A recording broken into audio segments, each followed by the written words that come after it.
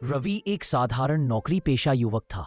सुबह की भीड़, दफ्तर की फाइलें, शाम की थकान और घर लौटकर मां की आवाज, यही उसकी रोजमर्रा की दुनिया थी। लेकिन इसी दुनिया में एक ऐसा खतरा छिपा था जिसकी उसने कभी कल्पना भी नहीं की थी। एक दिन उसका फोन अचानक बंद हो गया। नेटवर्क चला गया, कॉल नहीं लग रही थी। उसे लगा कि शायद सिम में खराबी आ गई है। वह पास के मोबाइल स्टोर में गया। दुकानदार ने कहा कि सिम पुराना हो चुका है और नया लेना बेहतर रहेगा। रवि ने सहमति जताई और आधार कार्ड दिया। बायोमेट्रिक देने की बारी आई और उसने अपना अंगूठा मशीन पर लगा दिया। प्रक्रिया पूरी होने में कुछ ही सेकंड लगे। रवि अपनी दिनचर्या में वापस लौट गया। लेकिन कुछ दिनों बाद उसके बैंक से संदेश आने लगे जिनमें ट्रांजैक्शन का जिक्र था, जबकि उसने कोई लेन देन नहीं किया था। पहले उसे लगा कि यह बैंक की गलती होगी, लेकिन फिर उसके ईमेल, सोशल मीडिया और कामकाज से जुड़े लॉगिन पर अनजान एक्टिविटी नोटिस होने लगी। तभी उसे समझ आया कि ये कोई साधारण गड़बड़ नहीं है। इसी बीच उसे एक अनजान नंबर से कॉल आया। सामने वाला बोला कि वह मोबाइल कंपनी से बात कर रहा है और सिम एक्टिवेशन को पूरा करने के लिए अंगूठा दोबारा लगाना होगा, वरना नंबर बंद हो जाएगा। रवि को कुछ अजीब लगा, क्योंकि दुकानदार ने उसे बताया था कि एक बार बायोमेट्रिक दे देने के बाद दोबारा देने की जरूरत नहीं होती। वह सतर्क हो गया और कॉल काट दिया।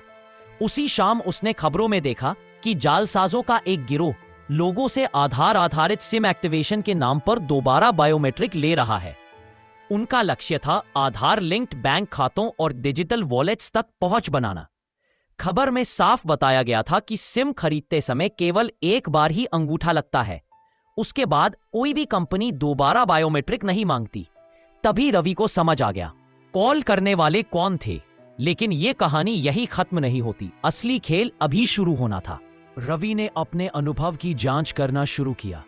वह साइबर थाने पहुंचा और वहां मौजूद अधिकारी ने उसे पूरी प्रक्रिया समझाई, ताकि वह और लोग इस तरह की ठगी का शिकार न हो। अधिकारी ने बताया कि जालसाजों का तरीका बहुत सोचा समझा होता है। पहले वे किसी तरह पीड़ित के मोबाइल नंबर की जानकारी हासिल करते हैं, फिर वे सिम स्वैप या डुप्लीकेट सिम जारी करने की कोशिश करते हैं। यह तभी संभव होता है जब उन्हें पीड़ित का आधार बायोमेट्रिक मिल जाए। यही कारण है कि वे सिम एक्टिवेशन, केवाईसी अपडेट या नेटवर्क अपग्रेड के नाम पर दोबारा अंगूठा देने के लिए दबाव डालते हैं।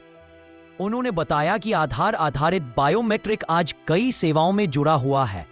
बैंक, वॉलेट, ई सेवा पोर्टल, सरकारी स्कीमें, सब कुछ उस एक पहचान से जुड़ा है। अगर किसी की उंगलियों के निशान गलत हाथों में चले जाएं, तो जालसाज दूसरे शहर में बैठकर भी खाता खोल सकते हैं, ई केवाईसी कर सकते हैं और डिजिटल फ्रॉड कर सकते हैं। सिम के जरिए उन्हें पीड़ित के ओटीपी भी मिल जाते हैं, जिससे पूरा सिस्टम उनके नियंत्रण में आ जाता है। अधिकारी ने कहा कि मोबाइल कंपनियां कभी भी फोन पर, मैसेज में या किसी एजेंट के जरिए दोबारा बायोमेट्रिक मांगती नहीं है। सिम खरीदते समय एक बार बायोमेट्रिक देना पर्याप्त होता है। अगर कोई दोबारा मांगता है तो वह 100% ठगी है। इन्होंने रवि को कुछ सुरक्षा टिप्स भी दिए, जैसे कि नंबर पर आए अनजान लिंक न खोलना, किसी को ओटीपी न बताना और ऐसे कॉल तुरंत साइबर हेल्पलाइन पर रिपोर्ट करना। रवि को एहसास हुआ कि उसका सतर्क रहना कितना जरूरी था, वरना उसकी कमाई, उसकी पहचान, सब कुछ चोरी हो सकता था। यह सिर्फ उसके साथ नहीं हो रहा था, देश भर में हजारों लोग हर महीने इस तरह के फ्रॉड का शिकार हो रहे हैं। समस्या सिर्फ अज्ञानता की नहीं, बल्कि विश्वास के नाम पर की जाने वाली चालाकी की थी। रवि ने ठान लिया कि वह अब दूसरों को भी इस खतरे के बारे में बताएगा। लेकिन कहानी का तीसरा हिस्सा तब शुरू हुआ जब उसके दोस्त मोहित के साथ वही घटना सच में होने लगी। मोहित रवि का कॉलेज का दोस्त था, तेज दिमाग पर थोड़ा लापरवाह। वह अक्सर अपने कामों को टाल देता था और सावधान रहने के मामले में ढीला था। एक दिन वह घबराया हुआ रवि के घर पहुंचा और बोला कि उसका बैंक खाता खाली हो गया है। जब रवि ने पूछा कैसे, तो उसने पूरी घटना बताई। 2 दिन पहले मोहित को भी मोबाइल कंपनी के नाम पर कॉल आया था। उसे कहा गया कि उसके नंबर का केवाईसी अपूर्ण है और नेटवर्क जल्द ही बंद हो जाएगा। उसे सिर्फ एक बायोमेट्रिक वेरिफिकेशन देना था। मोहित ने बिना सोचे समझे कॉलर के बताए स्थान पर जाकर मशीन पर अपना अंगूठा लगा दिया। उसे लगा कि यह एक सामान्य प्रक्रिया है, लेकिन वह असल में एक नकली वेरिफिकेशन सेंटर था जहां जालसाज बायोमेट्रिक डेटा कैप्चर कर रहे थे। अगले ही दिन उसका सिम अचानक बंद हो गया। उसने सोचा यह नेटवर्क की समस्या होगी, लेकिन उसी समय जालसाजों ने उसके नाम पर डुप्लीकेट सिम निकाल लिया था। ओटीपी उनके पास जा रहे थे। उन्होंने उसके बैंक अकाउंट को रिकवर किया, उसके ईमेल में घुस गए और सारे पैसे ट्रांसफर कर लिए। मोहित तब समझ पाया कि उसने कितनी बड़ी गलती कर दी। रवि ने तुरंत उसे साइबर सेल ले गया। अधिकारियों ने केस दर्ज किया और कुछ लेन देन रोक दिए, लेकिन नुकसान फिर भी हो चुका था। यह घटना रवि के लिए भी एक सबक थी कि जागरूकता सिर्फ अपनी सुरक्षा तक सीमित नहीं होनी चाहिए। उसे समझ आया कि जानकारी से ज्यादा जरूरी यह है कि जानकारी सही समय पर सही व्यक्ति तक पहुंचे। रवि ने तय किया कि वह अपने मोहल्ले, ऑफिस और सोशल मीडिया पर इस खतरे के बारे में सबको बताएगा। उसने एक पोस्ट लिखी जिसमें साफ लिखा, सिम खरीदते समय सिर्फ एक बार ही अंगूठा लगता है। अगर कोई दोबारा कहे तो तुरंत सावधान हो जाएं।